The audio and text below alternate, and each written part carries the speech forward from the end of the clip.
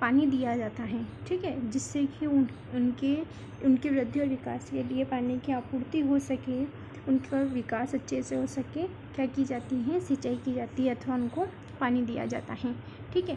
तो यहाँ पर सिंचाई की परिभाषा पूछी जाती है, तो सिंचाई की परिभाषा क्या है कि विभिन्न अंतराल पर खेत में जल देना क्या कहलाता है, सिंचाई कहलाता है, ठीक है।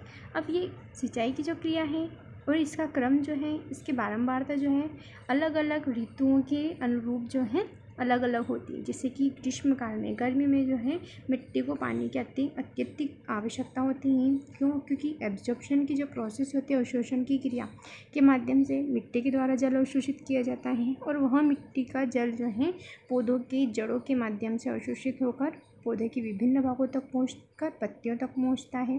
और गर्मियों में जो है वाष्पन की प्रोसेस जो होती है, वाष्पीकरण, मतलब कि जल अत्यधिक तेज गति से जो है उड़ जाता है, मतलब कि उसका वाष्पीकरण हो जाता है, वाष्प बनकर, बूंदे बनकर जो है उड़ जाता है। इसलिए ग्रीष्म में जो है पानी की अधिक आवश्यकता होती है पौधों को।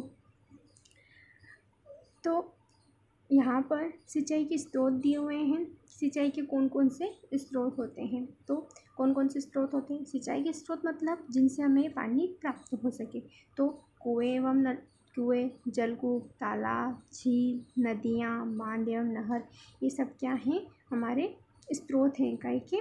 पानी के, ठीक है। अब कौन कौन से वे पारंपरिक तरीके हैं जिनके माध्यम से हम क्या कर सकते हैं? सिंचाई कर सकते हैं, ठीक है। तो यहाँ पर बहुत सारी जो है अपन को विधियाँ दे रखी है, जैसे कि मोट, ये रही मोट, ये पारंपरिक तरीके प्राचीन समय में से जो चलते आ रहे हैं वो, ठीक है। ये है चैन पंप, ढेकली, और ये है रहट या फिर उत्तोलन तंत्र इसको कहा जाता है। जल को ऊपर खींचने के लिए सामान्यतः पंप का उपयोग किया जाता है, जो कि प्राचीन काल से होता आ रहा है। पंप चलाने के लिए डीजल, बायोगैस, विद्युत एवं सौर ऊर्जा का जो है उपयोग किया जाता है, ठीक है।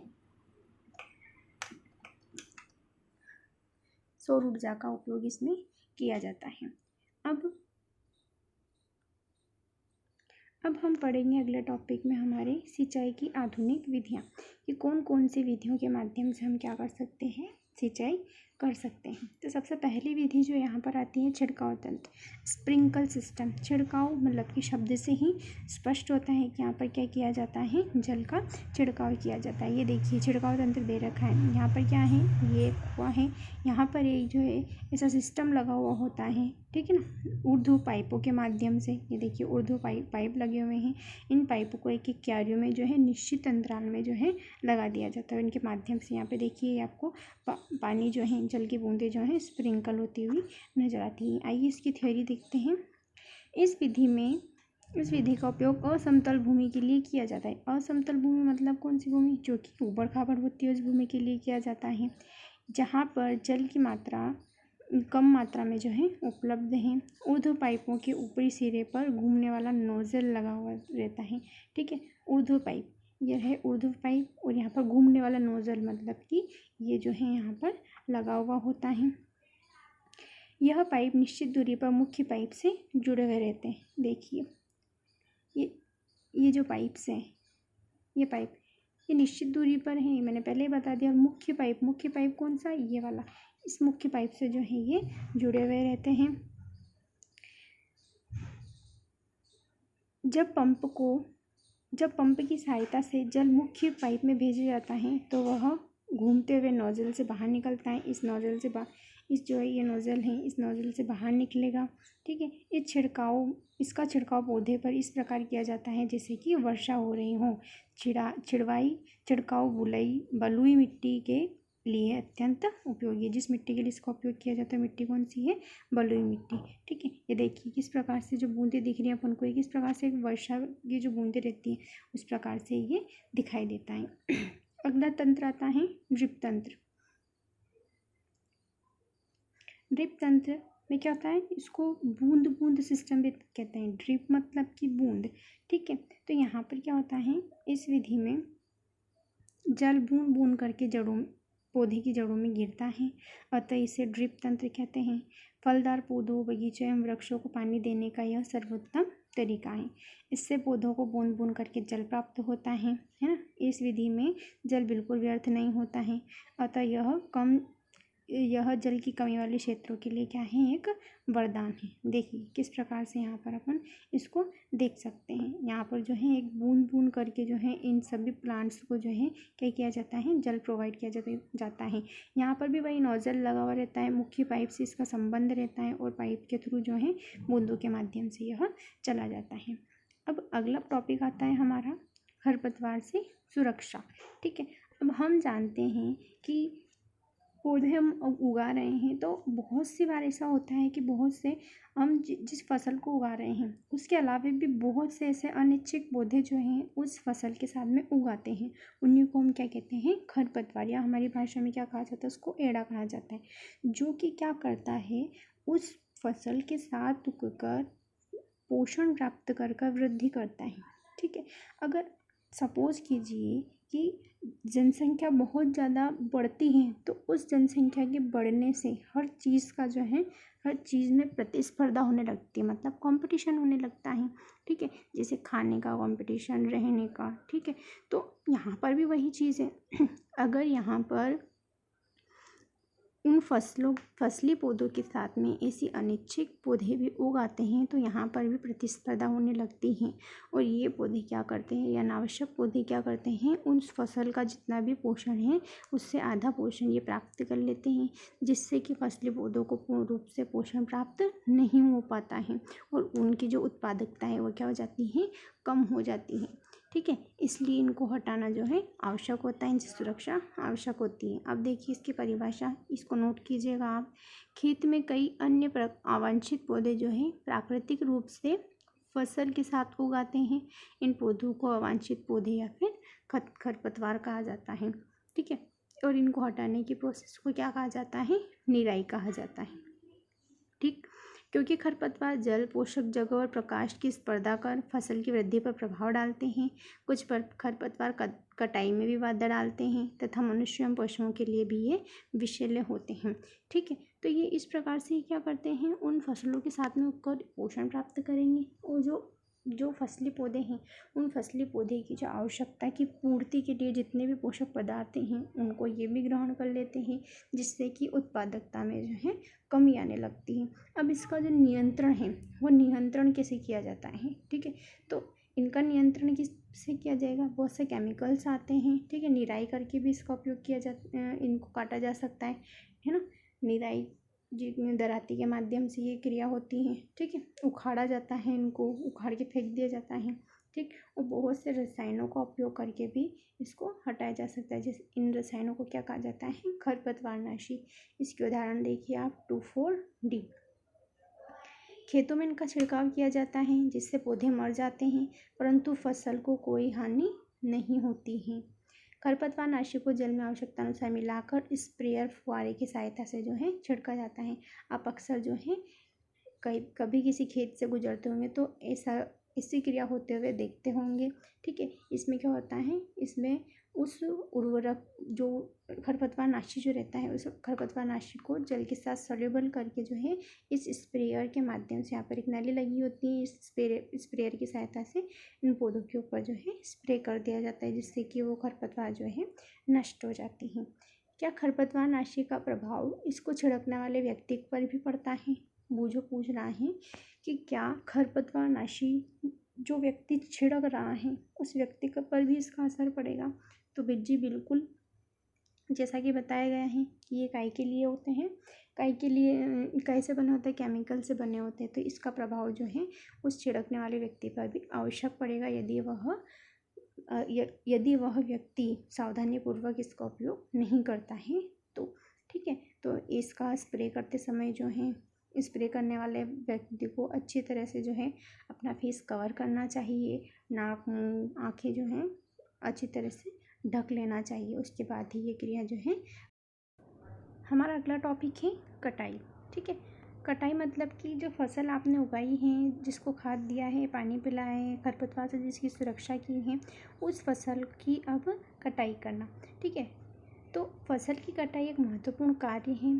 फसल पक जाने के बाद उसको काटना क्या कहलाता है, कटाई कहलाता है। ठीक है, कटाई के दौरान या तो पौधों को खींचकर उखाड़ देते हैं अथवा धरातल के पास से काट लिया जाता है। एक अनाज फसल को पकने में लगभग 3 से 4 महीने का समय लगता है। हमारे देश में दराती की सहायता से हाथ द्वारा कटाई की जाती है। मशीन का उपयोग किया जाता है जिसे हार्वेस्टर कहते हैं, ठीक है ना। अब इससे हार्वेस्टर से तो क्या कर लिया जाएगा, उसको निकाल दिया जाएगा, ठीक है, फसल को काट दिया जाएगा। अब काटी गई फसल को जो दाने जो रहते हैं, बीज और दाने जो रहते हैं, उनको भूसों से अलग करने की जो प्रोसेस रहती है ना, जिस क्रिया द्वारा करते हैं उसको क्या कहते हैं, थ्रेशिंग कहते हैं। और यह कार्य किसके द्वारा किया जाता है, कंबाइन मशीन के द्वारा किया जाता है।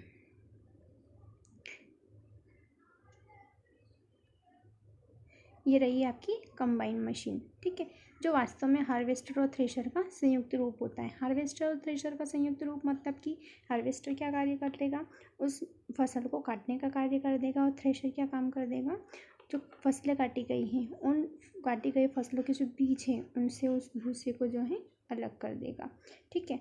अब छोटे छोटे खेत वाले जो किसान रहते हैं वो क्या करते हैं, फटक कर, ठीक है ना, फटक कर जो है उसको फटक कर या फिर विनोइंग इसको कहा जाता है, अपनी फसलों को जो है अलग कर देते हैं और अच्छे बीज जो है इसमें से निकाल लेते हैं, ठीक है। ये रही विनोइंग की प्रोसेस,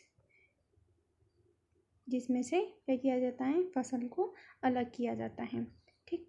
अब कटाई पर्व, ठीक है, हम भारत देश जैसे देश में रहते हैं जहाँ पर, और भारत जो है त्योहारों का देश है। अब यहाँ पर जो फसलों की कटाई होती है उसको भी पर्व के रूप में जो है सेलिब्रेट किया जाता है, जो अलग अलग राज्यों में अलग अलग रूप से मनाए जाते हैं। देखिए इसको, 3-4 महीनों के कठोर परिश्रम के बाद कटाई का समय आता है। स्वर्णिम दानों से भरी खड़ी फसल किसानों के हृदय में उल्लास एवं अच्छे समय का भाव संचारित करती है। यह समय थोड़ा आराम एवं खुशी मनाने का है, क्योंकि पिछली ऋतु के प्रयत्न का फल मिला है। इसलिए भारत के सभी भागों में कटाई का समय हर्षोल्लास एवं खुशी से होता है। पुरुष एवं महिलाएं सभी मिलकर इस पर्व को मनाते हैं। कटाई ऋतु के साथ कुछ विशेष पर्व जैसे पोंगल, बैसाखी, होली, दिवाली, नबान्या एवं बिहू जुड़े हुए हैं। ये अपने जो हैं त्योहारों के नाम हैं जो कि फसल कटाई के साथ में किए जाते हैं। अगला जो अपना टॉपिक आता है वो है भंडारण। भंडारण मतलब कि जो फसल काटी गई है उस काटी गई फसल को क्या करना, स्टोर करके रखना, उसका भंडारण करना, ठीक है। तो उत्पाद का भंडारण एक महत्वपूर्ण कार्य है। यदि फसल के दानों को अधिक समय तक रखना हो तो उसे नमी, कीट, चूहों एवं सूक्ष्म जीवों से सुरक्षित रखना होगा। ताज़ा फसल में नमी की मात्रा अधिक होती है, ठीक है। यदि ताज़ा कटी गई फसल के दानों को सुखाए बिना भंडारित किया जाए तो उनके खराब होने अथवा जीवों द्वारा आक्रमण से उनकी अंकुरण क्षमता जो है नष्ट होने की अधिक संभावना होती है। इसलिए क्या किया जाता है, अधिकतर जो फसल हमको प्राप्त होती है उस फसल को पहले काटा जाता है और काट कर पहले उसको सुखाया जाता है, और सुखाकर जब तक उन दानों की नमी पूर्ण तरह से नहीं जाती है उसको भंडारित नहीं किया जाता है, ठीक है। क्योंकि अगर हम बिना सूखे हुए बीजों का या नमी रहित बीजों का भंडारण नहीं करेंगे, ठीक है, और ऐसे बीजों का भंडारण करेंगे जिसमें नमी है तो उनका जो है अंकुरण नहीं हो पाएगा, ठीक है। अतः भंडारण से पहले दानों को धूप में सुखाना आवश्यक है, ठीक है, जिससे उनकी नमी में कमी आ जाए। इससे उनकी कीट पीड़कों, जीवाणु एवं कवकों से सुरक्षा होती है। किसान अपनी फसल उत्पादन का भंडारण जूट के बोरों, देखिएगा जूट के बोरों, धातु के बड़े पात्रों, बीन्स में करते हैं, परंतु बीजों का बड़े पैमाने पर भंडारण क्या कहलाता है, साइलो और भंडारगृहों में किया जाता है। बड़े बड़े भंडारगृह जो है हम देखते हैं आजकल, ठीक है, उनको क्या कहा जाता है, साइलो कहा जाता है, ठीक है, जिससे उनको पीड़कों से जो है सुरक्षा प्राप्त हो सकती है, ठीक है। अब देखिए यहाँ पर पहेली क्या कह रही है, देखिएगा।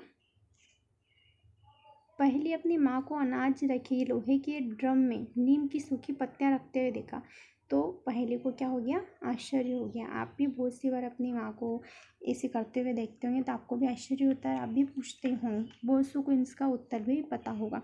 तो इसलिए ये ऐसा क्यों किया जाता है, ताकि उसमें उपस्थित जो सूक्ष्म जीव हैं, ठीक है, जो पीड़क हैं जो कि उस फसल को नुकसान पहुंचा सकते हैं वो क्या नहीं, वो उस नीम की वजह से उस कंटेनर के अंदर, उस पात्र के अंदर नहीं आ सकते हैं। ठीक है, ये देखिए साइलो की जो बात हुई है ये आपने देखा होगा। ये बड़े बड़े जो हैं भंडार गृह जहाँ पर इस प्रकार से जो है भंडारी किया जाता है। ठीक है, देखो यहाँ पे नीम की सूखी पत्तियाँ घरों में अनाज के भंडारण के उपयोग की जाती हैं। बड़े भंडार गृहों में अनाज को पीड़क एवं सूक्ष्मदर्शी सुरक्षित रखने के लिए रासायनिक उपचार भी किया जाता है। ठीक है, अब अगला आता है जंतुओं से भोजन, कि हम किस प्रकार से जंतुओं से भोजन प्राप्त करेंगे। ठीक है, जैसे कि यहाँ पर आप इस सारणी को पूरी भी कीजिएगा, जिससे कि दूध है। ठीक है, तो दूध हमें किससे प्राप्त होता है, स्रोत क्या है उसका, गाय, भैंस, बकरी, ऊँट। ठीक, अब इस सारणी की पूर्ति करने के पश्चात आपने देखा होगा कि पौधों की तरह ही जंतु भी हमें विभिन्न प्रकार के खाद्य पदार्थ जो हैं उपलब्ध कराते हैं। ठीक है, समुद्र के तटीय क्षेत्रों में रहने वाले जो लोग रहते हैं वो मछलियों का मुख्य आहार के रूप में उपयोग करते हैं। पिछली कक्षाओं में पौधों से प्राप्त होने वाले खाद्य पदार्थों के विषय में आप पढ़ चुके हैं। हमने अभी सीखा है कि फसल उत्पादन के विभिन्न चरण, जैसे बीजों का चयन, बुआई इत्यादि।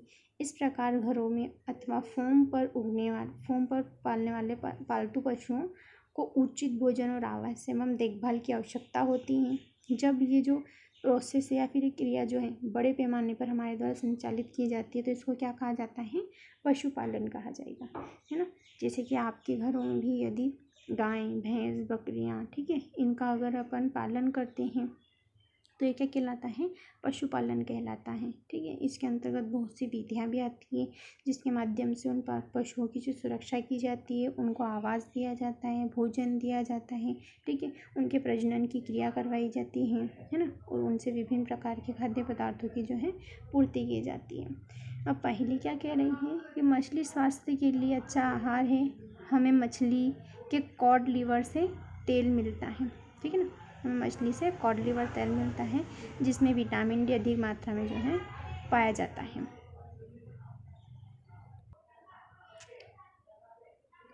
ये आपका आज अध्याय 1 जो है ख़त्म होता है। मैं आशा करती हूँ कि आप सभी को ये चैप्टर अच्छे से समझ में आया होगा। धन्यवाद।